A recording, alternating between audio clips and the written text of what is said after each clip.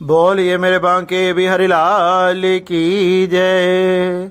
मैं विशाल शर्मा आप सभी के सामने आप सभी को श्री योगिनी एकादशी की हार्दिक शुभकामनाएं।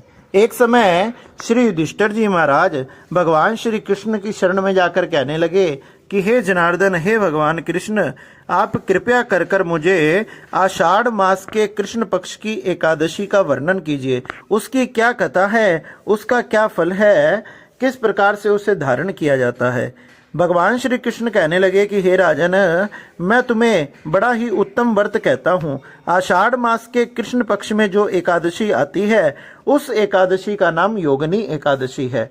उसका व्रत धारण करने से सभी पाप दूर हो जाते हैं तथा भक्ति और मुक्ति की प्राप्ति होती है। जो कथा पुराणों में लिखी हुई है उसी कथा को मैं तुम्हें सुनाता हूँ, तुम ध्यान पूर्वक सुनो। एक समय की बात है, एक समय अलकापुरी का राजा कुबेर था।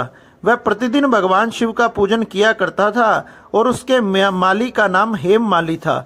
वह हेममाली नाम का यक्ष था जिसकी स्त्री बड़ी ही सुंदर थी। उसका नाम विशालाक्षी था।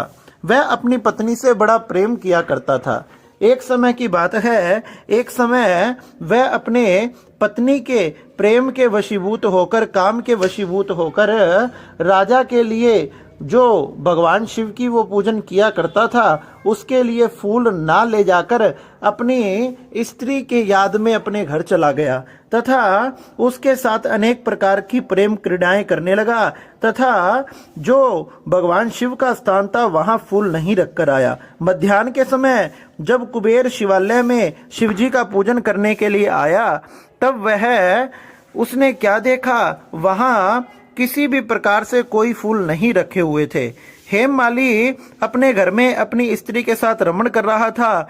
विलंब के कारण कुपित होकर कुबेर बोला कि हे यक्षी, दुष्ट हेममाली क्यों नहीं आया, वह फूल क्यों नहीं लेकर आया, इसका निश्चय कर कर मुझे बताओ कि क्या बात है। वह बोला कि हे राजन, वह स्त्री के प्रेम में अपने घर पर स्त्री के साथ क्रीड़ा कर रहा है। यह सुनकर कुबेर को क्रोध भर आया और शीघ्रता से हेममाली को बुलाया।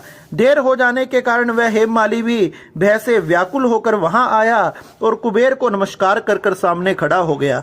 उसको देखकर कुबेर के क्रोध से होठ फड़फड़ाने लगे और कुपित होकर कुबेर ने कहा कि अरे पापी, अरे दुष्ट, अरे दुराचारी, तूने देवताओं का अपराध किया है, इसलिए तेरे शरीर में श्वेत कुष्ठ हो जाए और तेरी स्त्री से तेरा सदा सदा के लिए वियोग हो जाए। इस स्थान से गिरकर नीच गति को तू प्राप्त हो जाए। कुबेर के इस प्रकार कहने पर वह उस स्थान से नीचे गिर गया और उसके श्वेत कुष्ठ से पीड़ित होकर बहुत दुखी हुआ। ऐसे भयंकर वन में गया जहां ना अन्न था ना जल था, परंतु शिवजी की पूजा के प्रभाव से उसकी स्मरण शक्ति दूर नहीं हुई। पाप युक्त होने पर भी पहले वाले कर्म का स्मरण उसकी बुद्धि में उसी प्रकार बना रहा और एक दिन वह अपनी योनि से दुखी होकर इधर उधर भटकने लगा। भ्रमण करता हुआ हिमालय के पर्वत पर चला गया।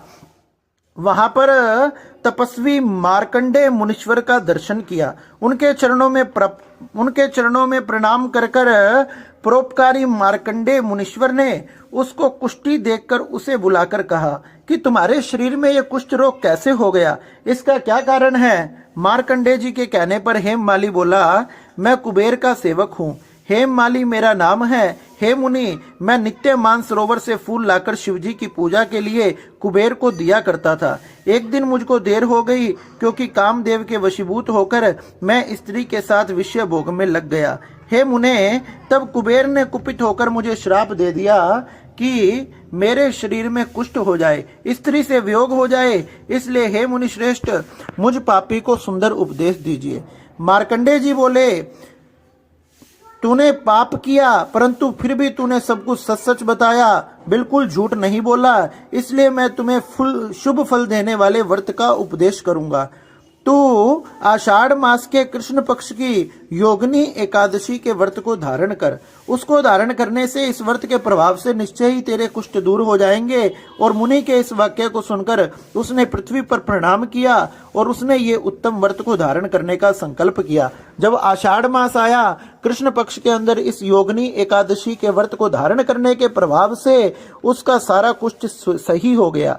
उसने दिव्य रूप धारण कर लिया और दिव्य रूप पाकर सदा सदा के लिए भगवान के धाम में अपने पत्नी के समेत चला गया और वहां पर सुखपूर्वक रहने लगा। हे राजन, ये एकादशी बड़े बड़े पापों को दूर करने वाली, भगवान की मुक्ति तथा भक्ति को देने वाली है। इसलिए सभी ने अपने रोगों की निवृत्ति के लिए, संकटों की निवृत्ति के लिए इस योगिनी एकादशी के व्रत को जरूर धारण करना चाहिए। ये एकादशी परम पवित्र है तथा भगवान के चरणों में अपनी बुद्धि को लगाने वाली है, मन को स्थापित करने वाली है। इसलिए इसका व्रत अवश्य धारण करना चाहिए। बोलिए बांके बिहारी लाल की जय।